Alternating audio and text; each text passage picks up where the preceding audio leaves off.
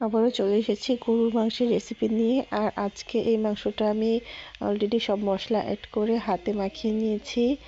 এরপর চুলায় বসিয়ে দিয়েছি, মাংসটা কিছুটা কষানো হচ্ছে। আর এই কষানো হতে হতে যখন মাংসটার গায়ের পানিটা একটু ছেড়ে দিবে, শুকিয়ে যাবে, এরপর আমি বাকি বাটা মশলাগুলো অ্যাড করে নিব। আর এখানে কাটা মশলাই বেশি ইউজ করা হয়েছে, শুধু জিরা বাটা আর একটু ধনিয়া বাটা আর আদা বাটাটা ইউজ করা হচ্ছে। আর বাকি মশলাগুলো সব কাটা মশলাই ইউজ করেছি। তো মশলা দিয়ে মাংসটা কষানো শেষ, অনেকটা সিদ্ধ হয়ে গেছে। এরপর আমি কিছু আলু অ্যাড করে নিলাম।